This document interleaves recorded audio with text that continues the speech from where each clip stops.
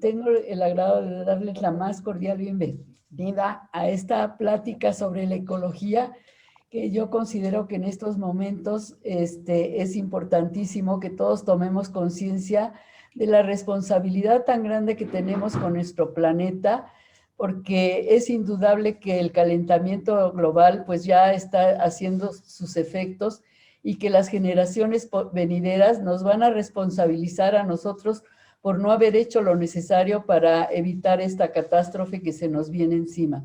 Y me da muchísimo gusto que tenemos ahora unos expositores de lujo. Son el señor Enrique Méndez, papá de una niña preciosa que se llama Kika, que además él es fotógrafo y artista visual, y tiene una preparación magnífica en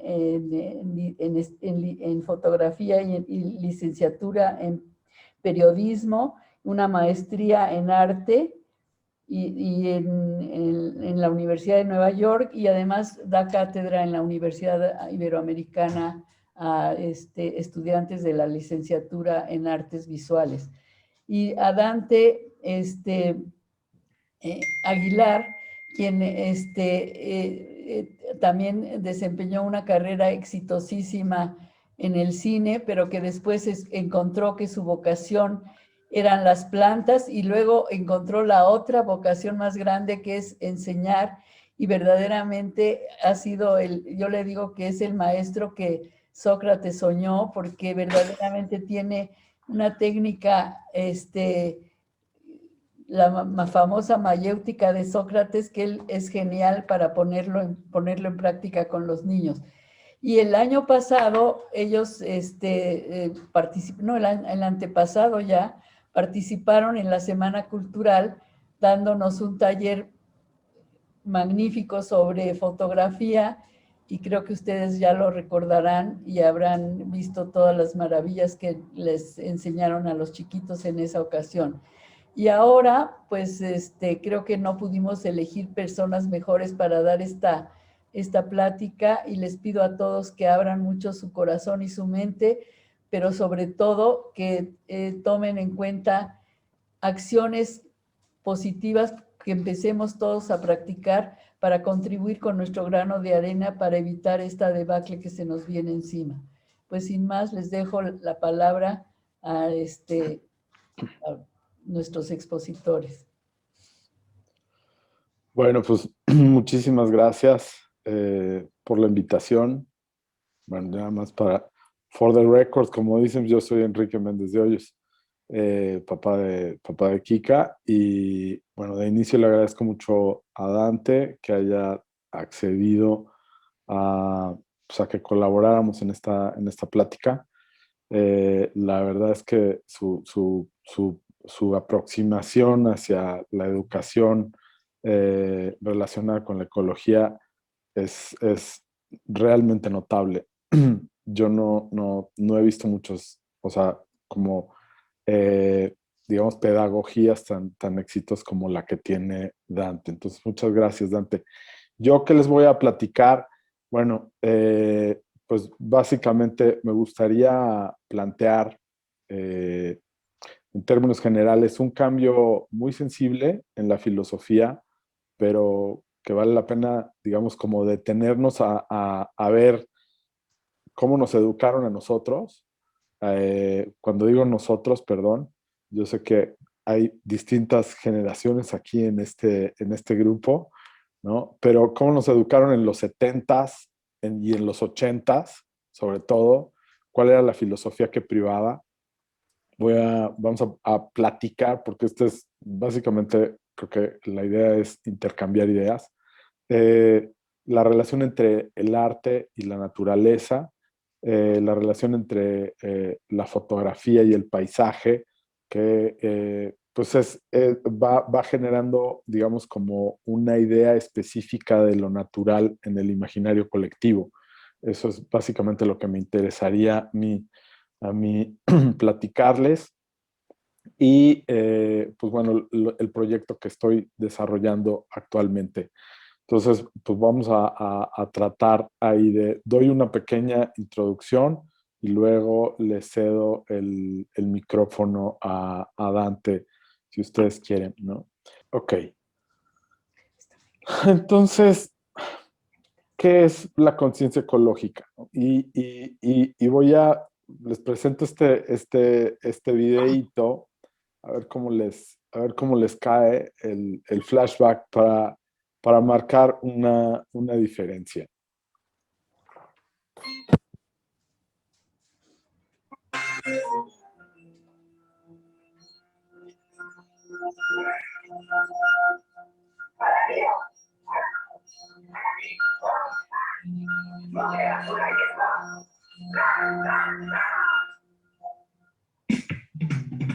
Mugre, basura y smog.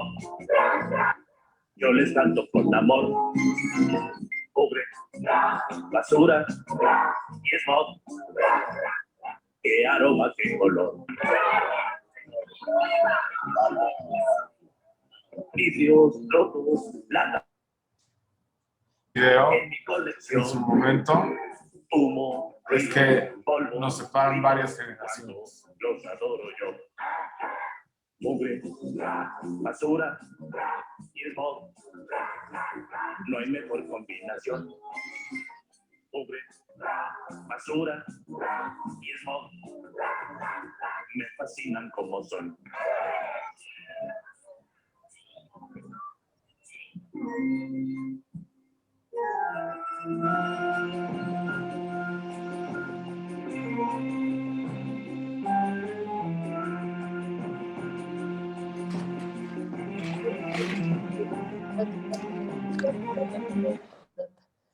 Ok, Qué chistoso que lo esté. ok. Bueno, ¿por qué les pongo este video? ¿No? Porque de alguna manera para mí es revelador de la educación que recibimos nosotros en los ochentas, por ponerlo por situarlo en alguna fecha, que era, pues la basura está horrible, la basura hay que alejarla o sea, esa era un poco la idea, aléjala de ti y pásasela a alguien más, ¿no? Que es, de hecho, lamentablemente es una idea que sigue prevaleciendo, ¿no? La basura es el problema de alguien más, no es tu problema, sino el problema de alguien más, ¿no? Entonces, pásasela, ¿no? Aléjala. ¿Qué era lo que estaba un poco detrás de las ideas que recibimos nosotros de niños? Era básicamente lo que estaba ahí atrás de eso era el modernismo y la idea de progreso y desarrollo, ¿sí? Y cómo aterrizaba esto en términos de la naturaleza, o sea, ¿qué significa ser moderno? Pues significaba distinguir, o sea, establecer una distinción muy categórica entre naturaleza y sociedad, ¿no? Y trazar una serie de ejes a partir de los cuales nos íbamos moviendo, que era cultura contra naturaleza, civilizado contra primitivo, sujeto contra objeto, ¿sí? Es decir, la naturaleza era vista como un recurso, básicamente, un recurso explotable, y bajo esa filosofía crecimos eh, pues durante todo el siglo XX. Básicamente todo el siglo XX fue el sujeto moderno, civilizado, contra el sujeto primitivo, salvaje. Y la idea de vamos a urbanizar y vamos a construir ciudades, ¿no? Y vamos a organizar, digamos, así se organizaba el pensamiento, la ciudad y la construcción. Bajo esta idea se generó el colonialismo, el esclavismo, yo diría bajo esta idea, filosofía y pretexto, el esclavismo y la explotación descontrolada del medio ambiente. Esa fue lo que trajo, es decir, si si tú vives en una comunidad, llego y colonizo y te modernizo, ¿no? Esa era un poco la visión. Y de ahí nació esta, digamos, por oposición, el modernismo define lo que se llama el animismo, que es un término antropológico creado para señalar a quien encontraba cualidades humanas en los objetos o en la naturaleza. Vamos a ver cómo esto, o sea, los que creían que la naturaleza tenía subjetividad, es decir, que sentía, que una planta podía sentir, podía comunicarse, eran vistos como animistas, ¿no? Es decir, como ignorantes o de plano como salvajes, ¿no? ¿Qué trajo esto? Pues objetificación. Pues eso fue un poco haciendo el recuento de cómo llegamos a este momento, ¿no? ¿Qué trajo eso? La objetificación de la naturaleza, o sea, siempre bajo la óptica de este es un recurso, este es un objeto y hay que abrirle paso al progreso. ¿Qué había un poco detrás de eso? Eh, pues el capital, ¿no? O sea, también había el modernismo estaba íntimamente, o sea, el motor del modernismo pues era, digamos, el capitalismo salvaje, desaforado, como eje de la explotación ambiental. Entonces, hasta aquí, digamos, esta especie como de filosofía que nos permeó a todos, ¿no? O sea, nadie se cuestionaba eh, que se destruyera por completo un bosque, un manglar, una cascada, un río. Eso no estaba a discusión y no estuvo a discusión durante muchas décadas, ¿no? Y fue justamente lo que generó, eh, digamos, esta falta de equilibrio, ¿no? Les cuento rápidamente también cómo llegué yo aquí, ¿no? O cómo fue que me veo de alguna manera inmerso en esta dinámica de necesidad también de cambiar la óptica, ¿no? O sea, cómo me veo como rodeado. Y les platico un poco de la casa de campo que se transformó en un suburbio o en una extensión de la Ciudad de México. Pues este soy yo durante los 70s, 80s. eh, y esta es la casa de campo a la que íbamos, ¿no? Era una casita eh, en el municipio de Huixquilucan, que estaba pues relativamente cerca de la ciudad. Por aquí pasan los ductos del río Lerma, que es una de las fuentes de alimentación de la ciudad, una de las fuentes, en aquel tiempo era la fuente más importante, ahora ya se hizo más compleja, pero pues conforme fueron pasando los años y las décadas, pues se fue ampliando y se fue extendiendo. Llegó Bosque Real, llegó Interlomas y fue creciendo cada vez más la mancha urbana, ¿no? ¿Qué pasó? Pues que los suburbios de la ciudad le servían pues de basurero y de otras cosas, ¿no? ¿Qué sucede en los suburbios? Pues tenemos dos cosas, sobre todo. Minas de arena, es decir, talar cerros, acabarlos, para sacar de ahí la arena que necesitan las nuevas construcciones y convertirlos también en tiros de cascajo. Esto es básicamente, digamos, una de las funciones que cumple eh, los suburbios, ¿no? Con una pequeña maquinita, un pequeño trascabo puede acabar con un cerro así de grande. Eso, digamos que yo vivo aquí a unos cuantos metros de esta, digamos, como de esta situación, ¿no? Vivo muy cerca. Es algo y estos son pues, algunos de los cerros donde donde yo solía jugar. A ver, les voy a mostrar un videíto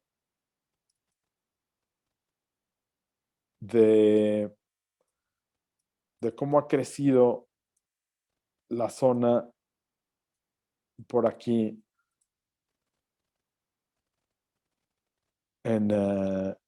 o sea, esto es digamos, como la vista actual que tiene, pues, los suburbios de la ciudad por este lado, Naucalpan y las colonias aledañas de Huixquilucan, que como les decía, pues creció Tecamachalco y se convirtió en Interlomas, y luego ha crecido Interlomas y se transformó en Bosque Real, ¿no? Entonces, pues es realmente, o sea, esa misma filosofía es la que no termina de permear, ¿no? Algunos arquitectos, urbanistas, se han estado, digamos, preguntándose si podemos parar o cambiar este crecimiento. Bueno, pues no se puede parar, pero sí podríamos quizá controlarlo un poco más, ¿no? Eh, sí podríamos, digamos, orientar este desarrollo. Les muestro otro video, muy cortito también, se los presento con un par de minutos.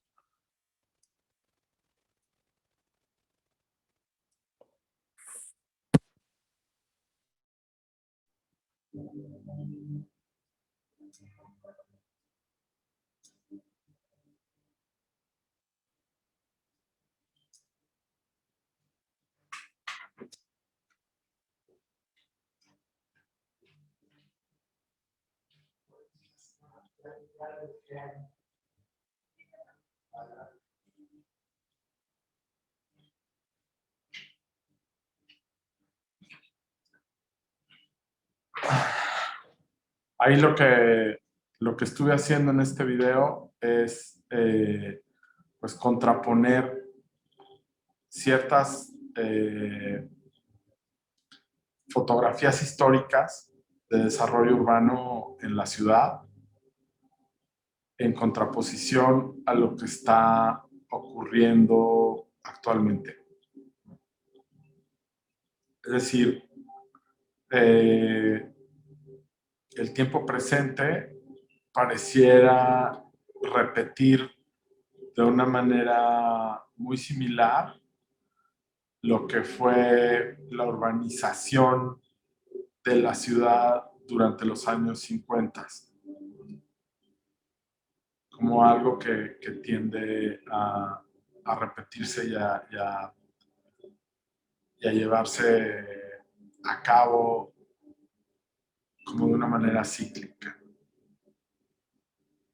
Pero no se ve el video, ¿ya lo pusiste? Ay, perdón. Ah. A ver. Estoy platicándoles aquí como si nada.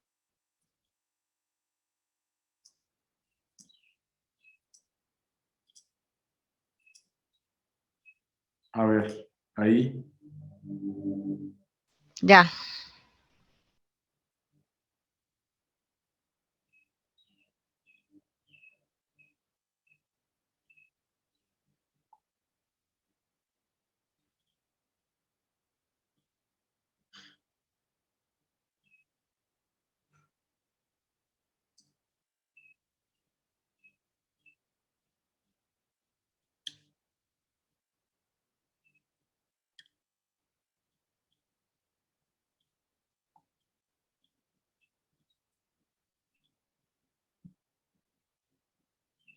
Entonces estas imágenes están, digamos, contrapuestas con imágenes históricas, ¿no? O sea, lo que está sucediendo ahorita con lo que sucedió en la década de los 50.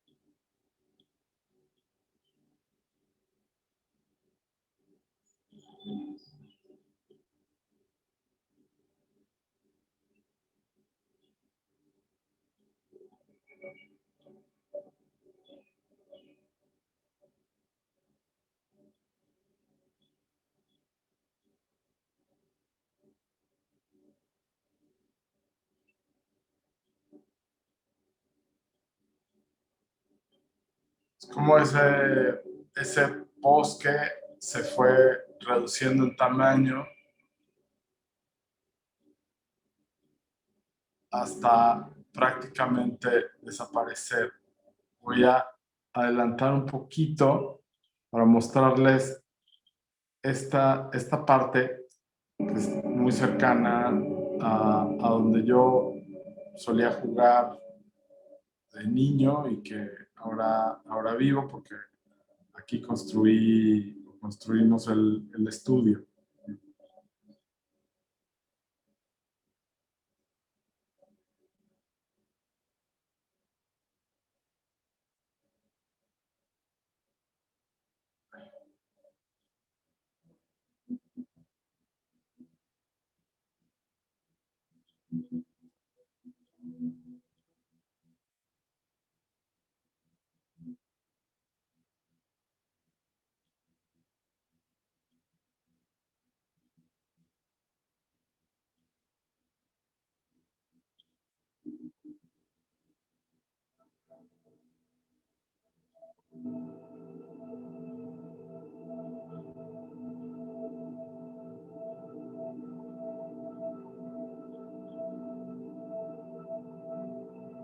Son los tiraderos, las minas que luego se convierten en tiros de cascajo y de basura.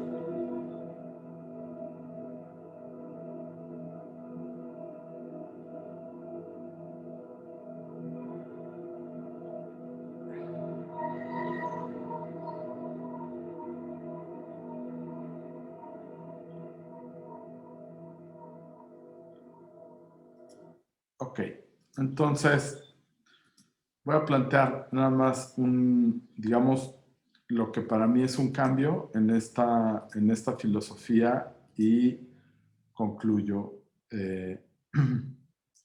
Me encontré con este libro que me parece que marca de una manera muy clara un contraste con la filosofía que nos nutrió durante muchos años, ¿no? Se llama La vida secreta de los árboles.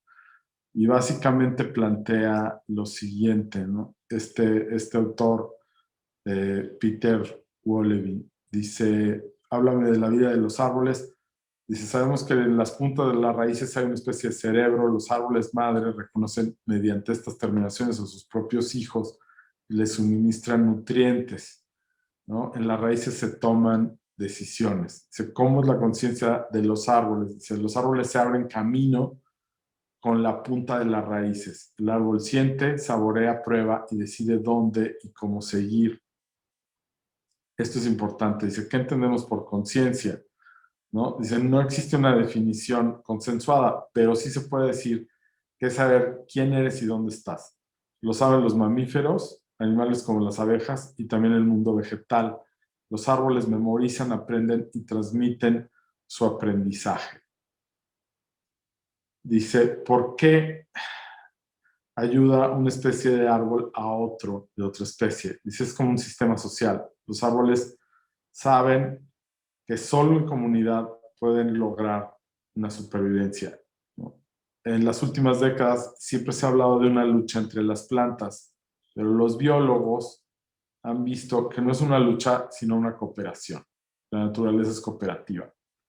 Básicamente, lo que se le está otorgando aquí, digamos, a partir de los últimos años, es otro nivel de conciencia y otro nivel de conciencia y un nivel de equidad, ¿no? Y esto creo que es, de alguna manera, lo que tendría que ir trasminando poco a poco, ¿no? En la educación que estamos dándole nosotros a nuestros hijos. Y aquí creo que Dante nos puede decir qué tantos obstáculos, qué tanto éxito, qué ha funcionado y cómo ve, digamos, a los niños en general y a los niños de Nemowa, ¿no? Y que nos platique su experiencia, pues, con los diferentes proyectos que está impulsando. Adelante, Dante. Listo, pues muchas gracias por la presentación, está fabulosa. Y en efecto, me encanta que bueno, esto del animismo y el modernismo, que desafortunadamente, yo creo que no viene de los 50 ni de los 80, sino mucho antes, ¿no? En un momento, el ser humano pensó, y estamos hablando de hace mucho, de los griegos, ¿no? Pensó que la onda era vivir en ciudades. Y por alguna razón se fue perdiendo la visión cosmogónica, es decir, cuando nosotros hablamos del mundo, de la Tierra, del universo, pues la distancia a la que podemos pensar en realidad es muy corta, ¿no? Y además la vemos muy lejos, es decir, pensamos en naturaleza y la mayoría de la gente piensa en pajaritos, arbolitos, selva, vida silvestre, florecitas, etcétera. Y se nos olvida que la naturaleza es todo lo que existe. Es decir, suena muy romántico y estas cosas, pero tampoco hay que ser ni romántico, ni verde, ni ambientalista para saber que nuestro escritorio, nuestra silla, cualquier objeto que utilicemos cotidianamente, el que sea, así sea plástico, tuvo que haber sido extraído de algún lugar, luego procesado probablemente, ya sea por un artesano como un carpintero o por una fábrica brutal en donde se transforman las cosas. Y como luego se comenzaron a transformar no solo en masa, sino con máquinas en donde prácticamente ya no colaboran los humanos, hemos perdido la perspectiva, y esto es grave, de que todo se origina de la Tierra, todo viene de la Tierra, el comienzo, como bien dice el libro que nos muestra, está en la Tierra. Por ejemplo, en la educación, la cadena alimenticia, la Tierra ni se menciona, los microorganismos que están allí descomponiendo toda la materia mineral, vegetal, animal, que llega a regresar decentemente a un bosque, porque claro, lo que decías, Enrique, el problema de la basura es de alguien más. Y cuando uno habla de la basura, pues la mayoría de los niños con esta educación que sigue vigente es pon la basura en su lugar. Y entonces, si yo la pongo en su lugar y separo todo, ya la hice. Y una vez que se va el bote, yo me ciego y ya no sé qué sucedió con ella, ¿no? Entonces, tenemos 3 puntos de la vida. El origen, que sería la tierra, es decir, no pensando nada más en el planeta entero, aunque sí, porque obviamente es interdependiente, ¿no? O sea, sin oxígeno, sin un aire limpio, pues tampoco va a haber agua limpia, sin agua limpia no va a haber tierra limpia, y sin tierra limpia no va a haber árboles sanos, ni montañas, etcétera, etcétera. Pero bueno, ahora sí que como el huevo y la gallina, que es primero, pues quién sabe, pero el caso es que lo que tenemos visible y donde estamos nosotros plantados día a día es en el suelo, en la tierra.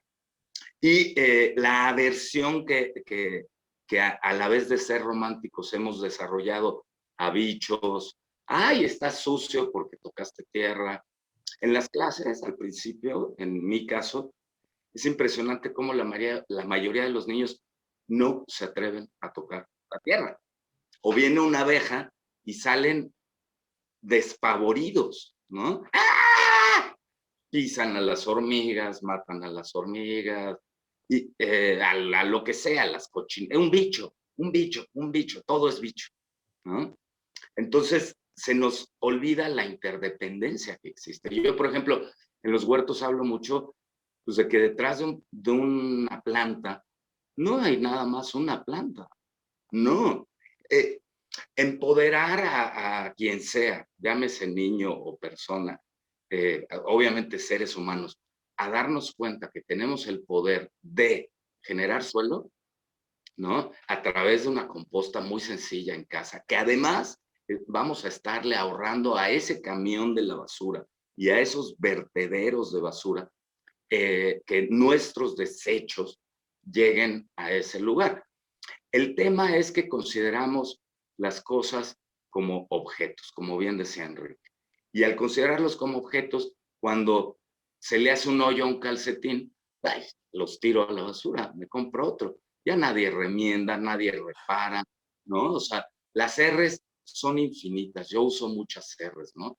Porque las tres que propusieron ahí la SEP son ridículas. Reducir, reutilizar y reciclar. Y entonces los niños lo que sucede es que todo lo quieren reutilizar y entonces la pasan hasta coleccionando plástico para hacer cosas, ¿no? Y entonces hasta ahora hacen arte con plástico. Está muy bien, pero ¿no sería mejor no tener ese plástico presente en nuestro planeta? Porque como decía al principio, los 3 puntos son el origen, que es la Tierra, de dónde proviene todo, dónde se establece y dónde crece todo aquello que necesita desarrollarse para su extracción por parte del humano, que todo tiene un proceso, un mineral, una montaña, y además estamos hablando de cientos de miles de años o millones o miles de millones de años, ¿no? Entonces estamos hablando de mucho que se requiere para ello. 1 milímetro de suelo boscoso tarda 1000 años en formarse, 1 milímetro. En cambio, si nosotros hacemos una composta, podemos producir una muy buena cantidad en una cubeta. Bueno, una vez que uno entiende que no somos los creadores de esta sociedad, de este universo, y que necesitamos la interacción de muchos otros seres, y seres, me refiero a las piedras, o sea, no, me refiero no nada más a los seres vivos, porque ese es otro problema, ¿no? La separación del humano, en donde la conciencia humana se separa de la naturaleza está allá afuera, y ahora tenemos que cuidar de la naturaleza. De entrada ese concepto es erróneo. Somos parte de la naturaleza, pero solo consideramos ciudadanos a los seres humanos. Los árboles no son ciudadanos, los elefantes, los jaguares, los quetzales, los tucanes, lo que sea, no los consideramos ciudadanos. Eso es la naturaleza. Ay, no, pues hay que cuidarla. ¿Cómo la cuido? En realidad creo que esa es la pregunta, ¿no? ¿Qué hago para cuidar la naturaleza? Y creo que de esas R's de la CEP, probablemente la verdaderamente importante es reducir, ¿no? Yo agregaría el respeto, que es lo que hemos perdido en la naturaleza, ¿no? Pero si reducimos y vamos educando a nuestros niños a reducir, por ejemplo, ¿cómo? Bueno, a ver, mijita, ya tienes 15 pares de zapatos porque en tus últimos 2 cumpleaños te regalaron zapatos del tío, la tía, el abuelo, lo que sea. Tienes 15,000 juguetes. No puedes tener más. Reaccionar a esto de te compro lo que quieras, y sí, otros zapatitos porque están muy bonitos y se me hizo el corazón de pollo de papá y veo los zapatos que a mí me gustan para que se los ponga a alguien más. Y entonces ya sumo algo más que luego se vuelve desechable. Lo mismo con todo, con la mostaza que usamos en casa. ¿Cómo se hace? ¿Quién la hace? ¿Qué tiene? ¿En qué viene empacado? ¿Cuánto viajó? Se fabricó en Argentina porque es el centro de distribución de Heinz o de McCormick. Y entonces luego tuvo que viajar desde allá, en el mejor de los casos, por barco, y en el peor de los casos, a veces hasta por avión, para que luego llegue al súper o al centro de distribución en México, de allí se vaya a los supermercados, a la tienda, al tianguis, donde sea que uno compre, y luego tú vayas en tu carrote a comprar la mostaza porque se te antojó la hamburguesa y vas nada más porque no tienes mostaza al súper por la mostaza. Bueno, ¿qué va a pasar con esto? Con toda esa cadena, ¿no? Porque no es nada más la basura, sino toda la basura que produce la fabricación de cosas.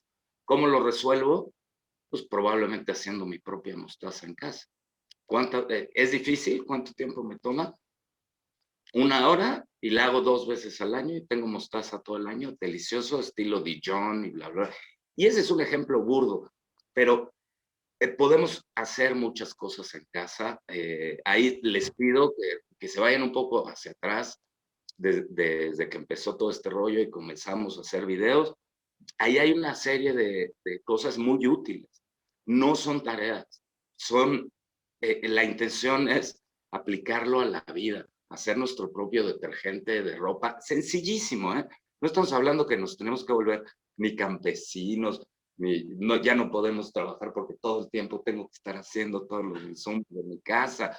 No, no. Y se vuelven habilidades prácticas que si un día eventualmente tenemos la probabilidad o el deseo de decir, ok, ya, sí, o sea, lo mejor que puedo hacer es no vivir en una ciudad y vivir en un terreno pequeñito, en una casa, lo más autosuficiente que pueda para generar el menor impacto posible, porque probablemente la única manera de hacernos conscientes es retomando ese entorno natural. Entonces, bueno, creo que ahí, para que todos podamos participar, yo los dejo con esta reflexión. Oye, Dante, Sí. perdón, es que no quiero dejar pasar la oportunidad. Me platicó que estuvieron jugando, ¿no? Ahí en Emogua, a ver qué traían de lunch los niños, ¿no? Ah, cierto. Y Bueno, quién traía, ajá, previo a la salida forzada de la escuela, pues se había implementado la cuestión esta de la operación mochila, otro signo, otro rasgo de nuestra sociedad, en donde tenemos que llegar a revisar las mochilas para que sea una escuela segura, porque ahora resulta que nadie sabe quién puede ser un serial killer a los 8 años, ¿no? Bueno, pero entonces se acuerdan que se implementó la operación mochila y entonces se revisa la mochila, se turnaban las maestras para recibir a los alumnos. Y yo en el curso de verano comencé a hacer algo que lo llamé la operación lonchera. Y a manera de juego estaba muy divertido porque entonces se trataba de que todos sacaran sus lonches, sus refrigerios, y revisarlos para ver el contenido de basura, el impacto ambiental que había en cada lunch. Y aquí, por favor, nadie se vaya a sentir mal si son de los que han mandado o danoninos y estas cosas. sin ninguna alusión a los y las. Pero obviamente hay distintas maneras, distintos días, uno tiene prisa y pues mandas lo que sea, pero bueno, lo que sea.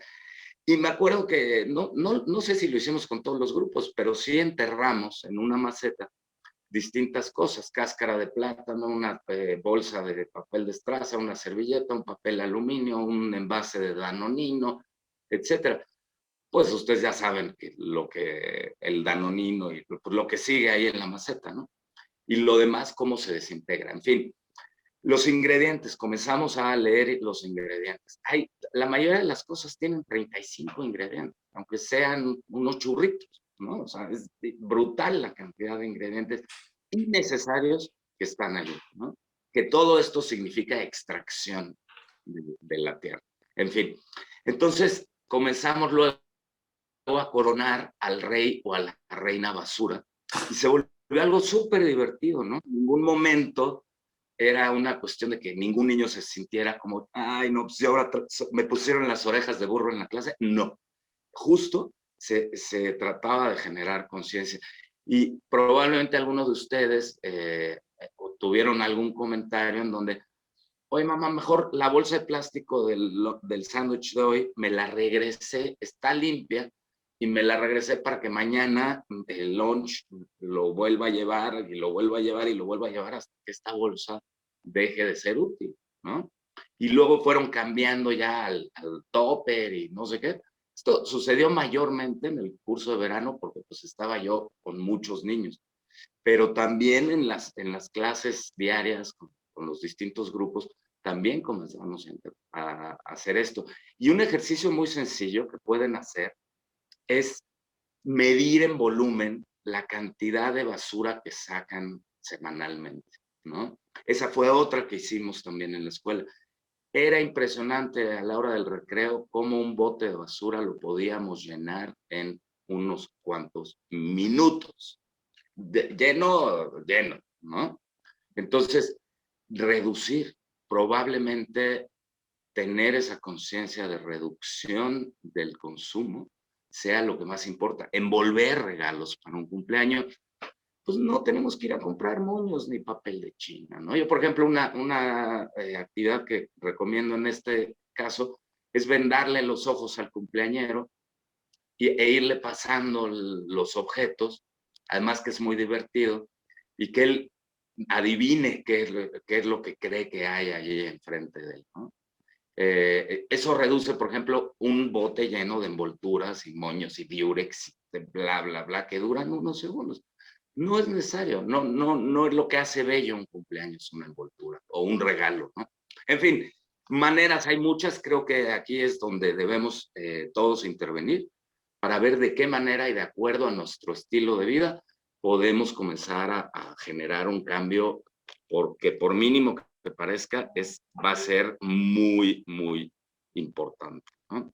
Entonces, bueno, aquí, si no hay inconveniente, yo cedo la palabra a los demás participantes.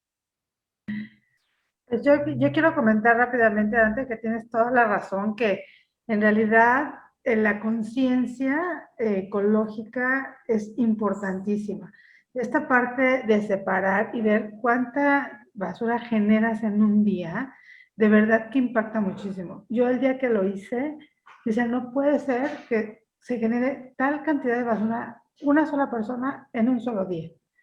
Y si juntas a la familia, bueno, es una cosa tremenda. Y creo que este tipo de experimentos o de hacer cosas así te dan mucha conciencia, ¿no? De decir, ¿qué estoy generando? Y qué sí se puede reutilizar y qué no, que va a ser mucha contaminación, ¿no? Y otra de las cosas que para mí han sido complicadas en este tiempo de pandemia es que hay muchas cosas que habíamos quitado, ¿no? O que ya se había hecho como mucho trabajo en quitar cosas desechables y así. Ahora con la pandemia, bueno, se ha vuelto otra vez como diciendo, bueno, o la pandemia o la ecología, ¿no? Entonces, como encontrar esta herramienta en que nos permita que aún con pandemia tengamos que hacer cosas para no incrementar la basura, ¿no? Para no incrementar esta producción de basura, de verdad está tremenda. Entonces yo creo que sí hace falta estas campañas y esta conciencia ecológica para que los niños lo hagan distinto. Bueno, nosotros, pero también, y los niños ya que tengan esta conciencia desde pequeños.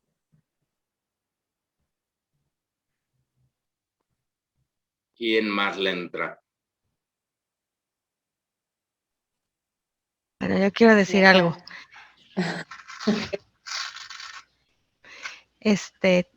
¿Tú quieres, Becky? ¿Ibas a decir algo? No, tú primero. Bueno, creo que ahorita con los niños que se están formando, con los niños y las niñas, creo que el truco está en inculcarles hábitos de consumo conscientes. O sea, que piensen cada vez que van a comprar algo, desde un dulce, que piensen, a ver, este plástico, esta envoltura que tiene este dulce, es algo que va a quedar millones de años, como el pelón pelo rico ese que tiene el plástico todo duro, o puedo comprarme algo que a lo mejor tiene una envoltura un poco más amable, ¿no? Digo, está muy difícil encontrar algo que venga completamente libre de, pero así en la tiendita, o escoger un dulce que pueda tener una envoltura más amigable, ¿no? O el típico ese de, me muero de agua, me muero de sed ahorita y necesito una botella de agua. Pues te puedes esperar 10 minutos a encontrar un lugar donde puedas conseguir agua sin que tengas que comprar una botella que se va a quedar igual mucho tiempo, por una satisfacción de unos minutos, y es algo que se puede solucionar de otra manera, ¿no? O los juguetes, fijarse en qué plástico vienen, cómo vienen empacados. Y yo la verdad no había pensado en eso, Dante, pero desde ahora lo voy a hacer, en pensar en la cadena de distribución de las cosas, ¿no? Creo que es algo que pocas veces pensamos en cómo va a impactar, y pensamos solamente en eso, en el empaque, en el cómo viene, cómo se va a destruir, si se va a reciclar o no. Pero creo que pensar también en la cadena de distribución, pues es clave también para hacer esta conciencia pues un poco más sólida, ¿no? Bueno, eso iba a decir. Y muchas gracias a los dos por la plática. Yo, bueno, pues si quieres, Becky, sigue, y yo tengo por ahí una duda. Sí, Pero pues a mí se me adelante. hacía fabuloso esta idea, ¿no? De los frascos y todo esto. En la casa empezamos a ver que era bolsa y tras bolsa, y simplemente empezar con cosas pequeñas como, bueno, en lugar de ir al súper, empezamos a ir al mercado, ¿no? O sea, ayudaba a nuestra economía, y y era más divertido hasta para los niños, pues llegar con todo nuestro frasquerío, ¿no? Al mercado, y sabe que no me dé bolsa, pónganme aquí los productos, no sé, el frijol y los tomates y todo eso, pues llevarlos en nuestras canastitas. Y empecé con una amiga bueno, esto del champús y todo eso, que se me hizo más fácil cambiarlo con los de zero waste, que le llaman, pasta de dientes, champú seco, y son cosas que realmente, bueno, empezamos por el baño porque se nos hizo más fácil en la casa, porque bueno, realmente tú te das cuenta que en el refri, híjole, es un desperdicio enorme. Y entonces ahí es como, me encantaría a mí tener como muchas recetas, desde hacer mantequilla, o pues, no sé, las botellas de agua, que todo te lo venden empacado, y ahora con la pandemia pides algo a domicilio y dices, no, bueno, me pusieron como 40,000 plástico, el Clean Pack, y ahora con la pandemia se triplicó esto. Entonces, es muy fuerte, pero bueno, yo creo que hasta en la medida de lo posible que se les empiece a enseñar a ellos cómo puedo yo, oye, y aparte te queda fabuloso el jabón de nuevo, ¿no? De pasta que no te hace, que es como seco, o cosas así. Pues por ahí empezar, a nosotros nos sirvió empezar por ahí, pero también mucho de lo tipo de alimento que comes, ¿no? O sea, a veces es así como la carne, por ejemplo, ¿no? Esto del que empezó con, ay, los lunes de no carne, pero si realmente te das cuenta, aquí en Sinaloa, por ejemplo, ahorita que estoy acá, pues antes era el marisco buenísimo, los tomates y todo estaba, entonces el uso de fertilizantes, pesticidas, estaba hablando con un amigo de todo esto de, pues, la competencia desleal entre el agricultor que cuida sus plantas y el que llega y le mete 1000 fertilizantes. Pues también nosotros como consumidores enseñarles a ver, saber quiénes son los que nos están vendiendo ciertas frutas, ciertas verduras, y si tienes la posibilidad, pues sembrar en tu casa, en lo que puedas. Y a mí me encanta Dante porque, bueno, a lo mejor no, en este tiempo es como que estamos en esa transición, pero yo creo que sí, en un futuro muy cercano va a ser como, lo comentaba con alguien, si pasa algo más grave o algo, pues imagínate, lo primero que vivimos en la pandemia, nadie nos avisó y de repente llegó un virus y ¡bah!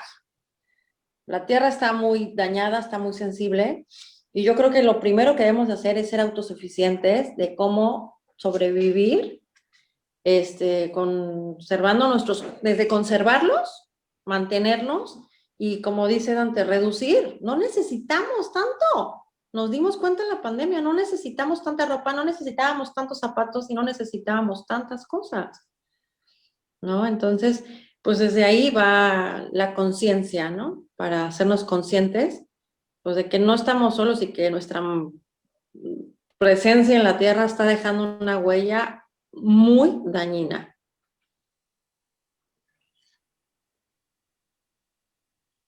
Ahora sí, Enrique. Gracias, Becky. Bueno, no sé si por allá tengan algún Ari otro. también quería decir algo. A ver. Adelante. Pues sí, yo quería comentar nada más que felicidades porque, digo, las presentaciones de Enrique y Dante, obviamente se ve que están apasionados por lo que hacen.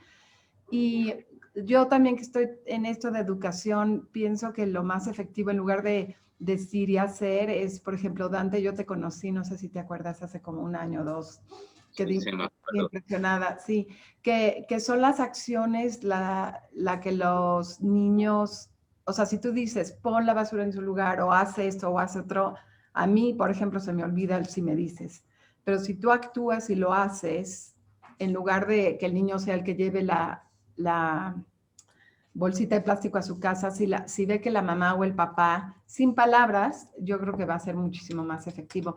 Pero a lo que voy es muy convincente porque están apasionados de lo que están haciendo.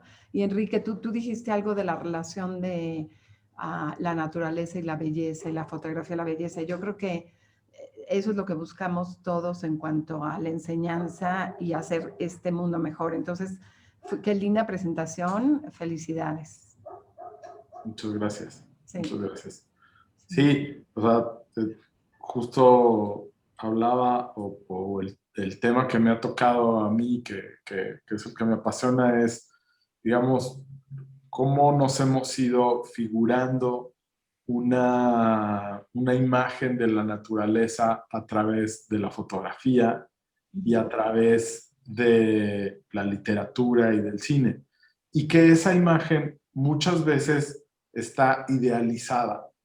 Es decir, como lo bello, lo fantástico, lo inmaculado, ¿no? Y nos va creando una separación entre la vida cotidiana y la naturaleza, entre mi casa y lo que está alrededor. O sea, algunas veces, digamos, nuestra fascinación con la imagen, lo que hace es generar como cierta distancia, ¿no? En vez de ayudarnos, digamos, como a encuadrarnos dentro de un medio, dentro de un todo, donde tu casa o sea, los límites de tu casa, pues están más allá, ¿no? O tu casa, pues no es nada más donde, no es este cuadrito, o cuadrote, o cuadro, o edificio, o casa donde vives. Tu casa es todo, ¿no? Tu casa,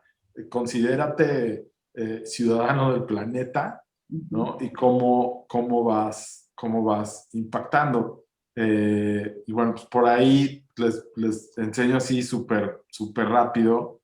Hice algunas fotos donde pues, justo lo que trataba pues, era de abordar esa distancia entre la fotografía y el paisaje, como contravenir un poco esta idea generalizada de la fotografía siempre muestra una cara maravillosa de la naturaleza, ¿no? Entonces, pues bueno, puse a jugar con ciertas referencias de la historia del arte, Manet y el desayuno sobre la hierba, o algunas visiones idealizadas de la fotografía en blanco y negro del siglo XX, ¿no? Contrapuestas con pues, la depredación de lo natural.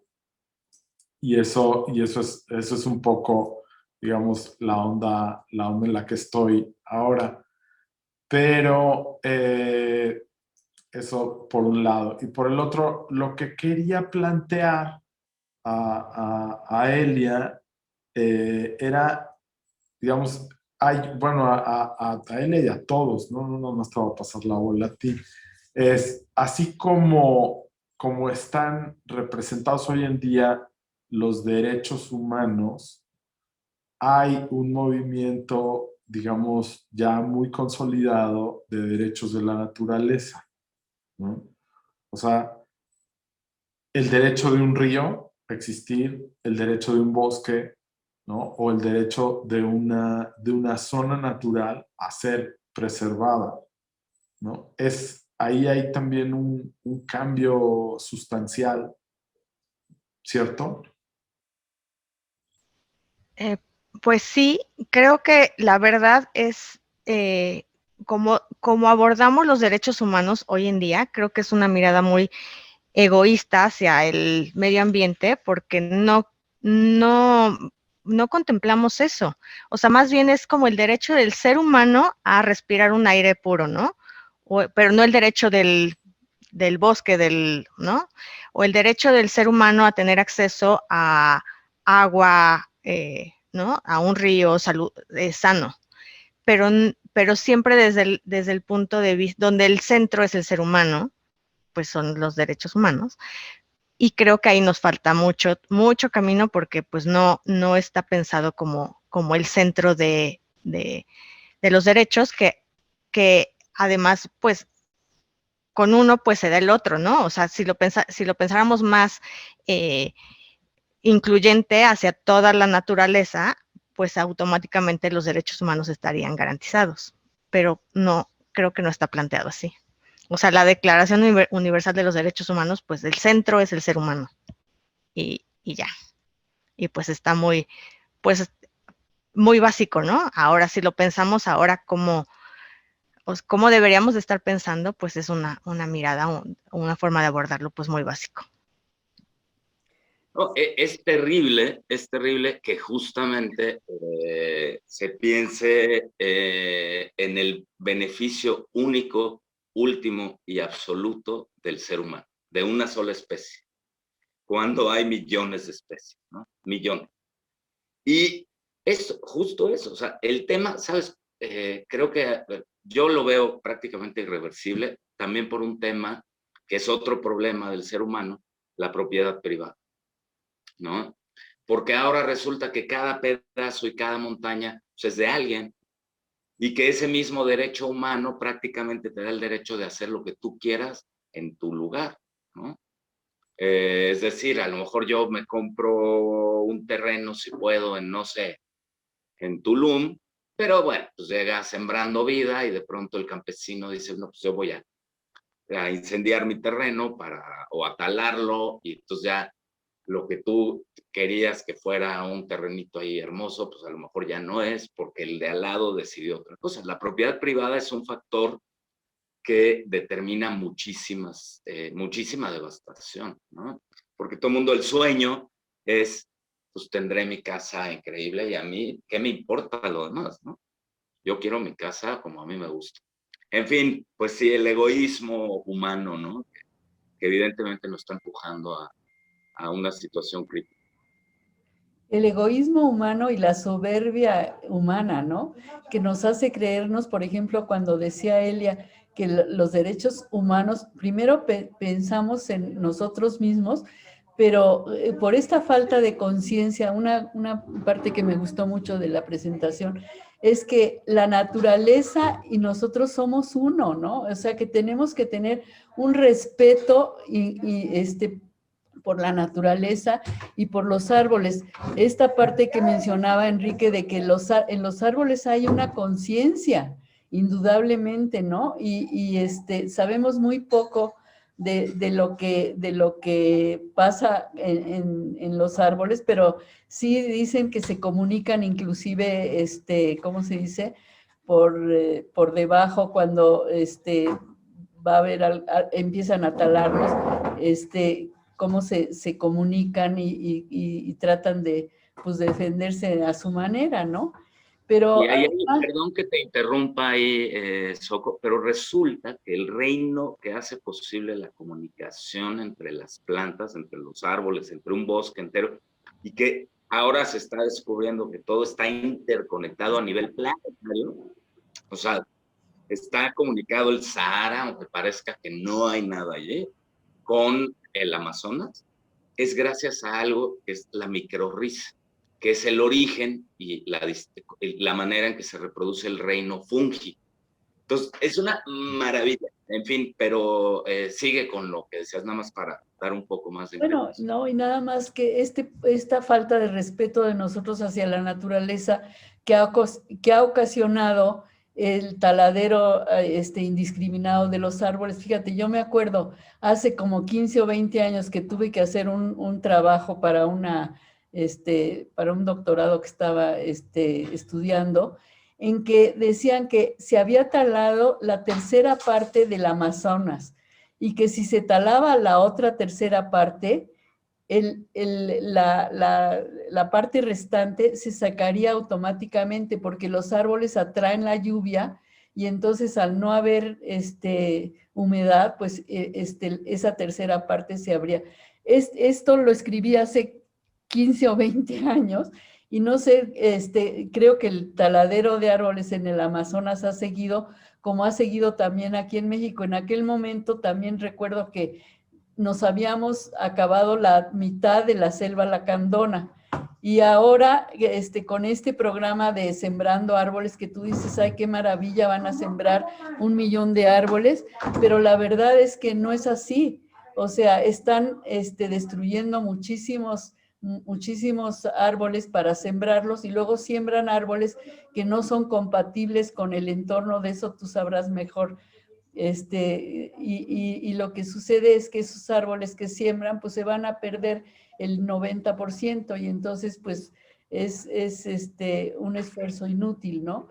Y ahí también creo que es muy importante que nosotros en nuestra pequeña escala, pues sigamos cada año, como lo hacemos cada año en Emogua, yendo a sembrar árboles. Ojalá que este año también lo pudiéramos hacer, bueno, el año que entra, porque este año ya no fue posible, porque ahí sí se siembran los árboles que verdaderamente son compatibles con el entorno y tienen muchas más posibilidades de crecer.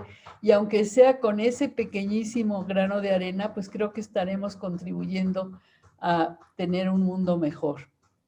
Y bueno, quiero nada más felicitarlos muchísimo a los dos. Me gustó mucho también, fue muy interesante la presentación que hizo Enrique de cómo pues hemos ido acabando con el medio ambiente y con el paisaje. Se come la ciudad Exactamente, cómo la ciudad se está comiendo a la naturaleza, ¿no? Y bueno, por supuesto, hicieron una mancuerna magnífica y creo que fue una presentación muy rica. Ojalá que esto les sirva a otras personas para también tomar conciencia de nuestra responsabilidad ante las generaciones futuras y ante nosotros mismos para hacer lo que esté en nuestras manos para contribuir a dejar un planeta mejor. Pues muchísimas gracias a todos por su participación y que Dios los bendiga y que tengan un lindo día.